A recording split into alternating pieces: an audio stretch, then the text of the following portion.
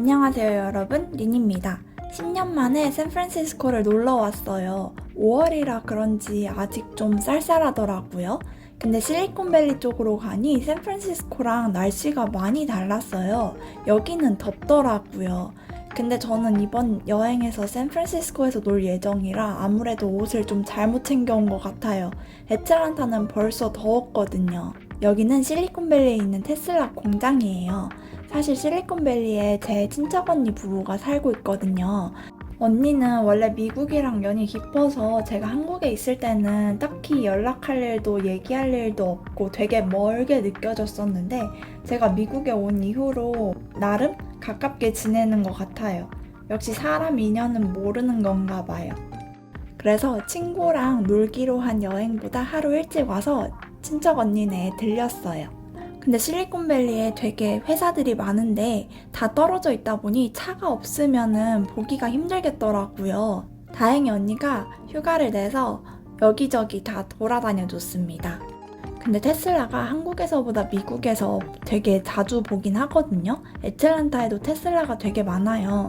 그래도 크게 관심이 없었는데 언니가 테슬라를 타는데 한 번도 운전대를 잡지 않고 자율주행으로 편하게 다니는 걸 보니 새롭게 관심이 가더라고요.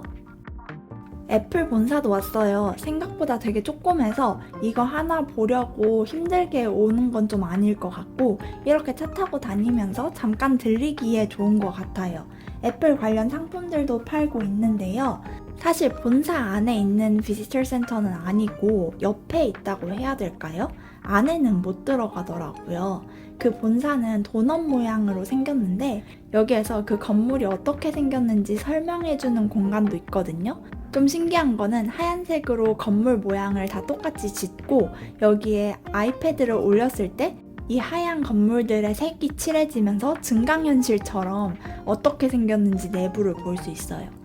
이렇게 둥근 모양인 이유는 이 설명해주는 분의 말에 따르면 무한대를 상징한대요.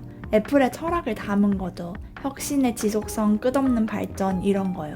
근데 도넛이 무한대인지는 처음 알았는데 프로그래밍에서 무한대를 도넛 모양으로 표현하는 그런 게 있다고 하네요. 그 다음으로는 구글 본사도 왔습니다. 여기는 이거 하나만 보러 와도 괜찮을 것 같아요.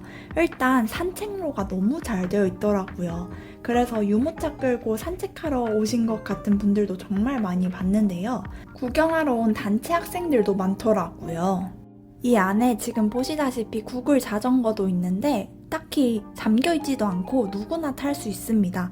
길도 잘 닦여 있어서 자전거 타기도 너무 좋을 것 같아요. 이러면 구글 직원들도 일하다가 리프레시할 겸 산책하기 좋겠지만 딱히 구글 직원들만을 위해서 막아둔 게 아니기 때문에 애플과 달리 되게 방문객 친화적이라는 느낌을 받았어요. 지나다니면 한국어가 들릴 정도로 한국인 분들도 정말 많았는데요. 저희 친척 언니에게 따르면 실리콘밸리에는 한국에서처럼 한국인 맘카페도 있대요. 그래서 저희가 같이 산책하다가 다른 유모차 끌고 다니시는 분들이 한국어 해서 언니가 바로 맘카페에 혹시 지금 구글에 있으신 분 있나요? 뭐 이런 식으로 여쭤봤더니 그 분들이었더라고요. 그리고 애플처럼 비지터 센터도 따로 있는데 구글이랑 유튜브 로고가 있는 귀여운 상품들을 많이 팔고 있어요. 그 외에도 구글 폰이라든지 이어폰, 헤드폰, 워치 등등 전자기기도 판매하고 있습니다. 사실 저는 구글에서 폰을 만든 걸 미국에 와서 처음 알았는데요. 한국에서는 보기 쉽지 않은 것 같죠? 근데 여기서는 그래도 쓰는 친구들을 종종 볼 수 있어요. 카페에도 들렸는데 가격이 정말 저렴하더라고요. 커피는 물론이고 빵이랑 디저트류랑 간단한 식사류도 파는데 가격이 너무 저렴해가지고 진짜로 실리콘밸리 놀러 올 일 있으면 구글 와서 산책하고 놀다가 여기서 밥 먹고 디저트 먹고 이렇게 하기 좋은 것 같아요. 밖에 여러 가지 조각상들도 많아서 산책하다가 사진 찍기도 좋은데요. 그 중에 한 곰을 발견했어요. 그래서 사진 찍으려고 가까이 다가가니 이 하나하나 털이 다 동전이더라고요. 갑자기 자세히 보다가 환공포증 올 것 같았는데 어쨌든 너무 기발하지 않나요? 집 가는 길에는 애기 병원도 들렸는데요. 애기 병원은 미국 와서 처음 가보는 것 같아요. 애기 머리 모양을 잡아주는 헬멧 전문 병원인데요. 저는 이렇게 애기 머리 모양을 잡아주는 헬멧이 있다는 것도 유튜버 올리버쌤 때문에 처음 알았었어요. 근데 여기 와서 또 들어보니까 이 헬멧을 아시아 애기들이 특히 많이 한대요. 그래서 아시아 손님들이 많다고 하더라고요. 왜 특히 아시아 애기들이 그럴까 좀 신기했어요. 그나저나 실리콘밸리는 뭔가 제가 상상하던 거랑 좀 느낌이 달랐어요. 저는 애틀란타처럼 걸어다니기 좋고 복작복작할 줄 알았는데 샌프란시스코는 애틀란타보다 훨씬 복작복작해도 실리콘밸리는 차가 있어야겠더라고요. 되게 한산하고 걸어다니는 사람도 많이 없고 그랬어요. 그래도 집에서 조금 나가면은 상가들이 몰려있는 데가 있는데 거기에 필즈 커피가 있었습니다. 사실 저는 필즈 커피가 유명한지도 몰랐는데 언니가 필즈 커피 가봐야지 해서 알게 되었어요. 이 필즈 커피가 왜 유명하냐면 다른 카페들과 달리 원두를 자유롭게 선택할 수 있고 되게 세세하게 맞춤형 커피를 먹을 수 있습니다. 또 민트 모히토 커피가 되게 유명한데 언니가 너무 맛있다고 해서 친구랑 주문해봤거든요. 근데 제 스타일도 친구 스타일도 아니더라고요. 그래도 여기서 제일 유명한 거라고 하니까 여러분도 오시면 한번 드셔보세요. 그냥 커피는 제가 이것저것 설명 보고 선택한 거라 맛있었어요. 어쨌든 원두부터 하나하나 다 제 마음대로 선택할 수 있다는 게 너무 좋은 것 같아요. 애틀란타에도 있으면 좋겠어요. 하루는 친구랑 날 잡고 요세미티 국립공원도 다녀왔어요. Get Your Guide라는 웹사이트가 있는데 미국인들이 많이 쓰는 웨브사이트 같거든요. 여기에서 인당 $224씩 내면 하루 종일 투어를 해줘요. 아침 일찍 샌프란시스코 호텔 앞에서 픽업을 하고 요세미티까지 쭉 가서 요세미티 내에서 핫플레이스마다 찍으면서 내려주고 그 다음 저녁에 돌아오는 투어예요. 버스는 고속버스 같은 건데 한 20명 정도 같이 투어를 하게 되는 것 같아요. 장소마다 내려준 다음에 1시간 후에 봅시다, 30분 후에 봅시다 이렇게 하기 때문에 단체 여행 느낌은 아니에요. 근데 샌프란에서 요세미티까지 편도 차로 4시간 정도 걸리거든요. 사실 따로 가면 왕복 8시간 운전해야 되는 거니까 그리고 이 내에서도 차로 계속 이동해야 할 곳이 많아서 되게 피곤할 텐데 이렇게 갔다 오는 거 괜찮은 것 같아요. 아무튼 요세미티를 다시 설명해보면 여기는 미국에서 두 번째로 오래된 국립공원이에요. 1890년에 설립되었다고 하네요. 그리고 면적은 서울의 5배 이상이래요. 유네스코 세계유산에도 1984년에 지정되었습니다. 저는 원래 멀미를 잘해서 맨 앞에 앉았는데 보시다시피 버스 윗부분이 이렇게 창문으로 뚫려 있으니까 뷰가 너무 잘 보여서 좋지 않나요? 그리고 드디어 첫 번째 장소에 도착했어요. 이 뷰를 보면 왜 요세미티가 유명한지 조금 아실 수도 있을 것 같은데요. 먼저 저기 보이는 폭포가 요세미티의 특징 중 하나입니다.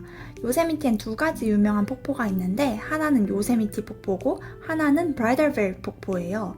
요세미티 폭포는 북미에서 가장 높은 폭포고 739m나 된대요. 브라이덜베일 폭포는 바람 따라서 흩날리는 물줄기가 웨딩벨 같다고 이런 이름이 붙여진 건데 어쨌든 이 두 폭포가 요세미티의 대표 폭포입니다. 또 절벽과 암벽도 요세미티의 가장 큰 특징 중 하나예요. 그래서 클라이밍 하는 사람들이 많이 오는 명소라고 합니다. 실제로 곳곳에 보이더라고요. 특히 여기에 엘 캐피탄이라고 불리는 암벽이 있는데 세계 최대의 화강암 절벽이래요. 그러다 보니 모든 프로 등반가들의 꿈의 장소라고 하네요. 꼭 엘 캐피탄이 아니더라도 하프돔이라고 반쪽 원만 있는 것 같은 독특한 바위가 있는데 여기도 클라이밍 명소입니다. 인기가 되게 많아서 사전에 예약하는 게 필수일 정도래요. 다니다 보니 기념품 살 수 있는 샵들도 역시 있더라고요. 신기했던 건 한국인 단체 관광객이 정말 많았습니다. 그냥 어디든 내리면은 한국인 단체 버스랑 관광객이 엄청 많더라고요. 저는 국립공원이 미국 내에서는 유명한 줄 알았지만 한국인들한테도 이렇게까지 유명한지는 몰랐어요. 어떤 점심 먹는 장소가 있었는데 거기 내리니까 한국어로 땡땡 투어라고 써있는 고속버스가 대여섯 대씩 있더라고요. 한국어도 여기저기서 엄청 많이 들려서 신기했어요. 어쨌든 이날 날씨도 진짜 좋았고 사실 더웠는데 마지막 장소는 살짝 쌀쌀하고 심지어 눈도 있더라고요. 여기는 자이언트 세쿼이어 나무를 볼 수 있는 숲입니다. 이 나무는 부피 기준으로 세상에서 가장 큰 나무라서 특별한데 심지어 미국 캘리포니아 주에만 서식하고 있기 때문에 더 특별하죠. 그리고 껍질도 엄청 두꺼워서 산불에서도 살아남는데요. 오히려 산불이 이 세콰이어 나무의 씨앗을 퍼뜨리는 데 도움을 주기도 한다고 하네요. 또 세상에서 가장 오래 사는 나무 중 하나인데 보통 수명이 2000년에서 3000년, 일부는 3200년 이상이 되기도 한다네요. 그나저나 이 초록꽃 좀 신기하지 않나요? 가는 길엔 완전 미국 식당에서 저녁을 먹었는데 역시 제 스타일이 아니었고 친구도 맛없다고 하니까 공감이 가서 웃겼습니다. 제가 매세를 좋아해서 친구가 한국에서 매세를 사왔는데 역시 이게 훨씬 맛있네요. 아무튼 그럼 실리콘밸리랑 요세미티 투어 끝!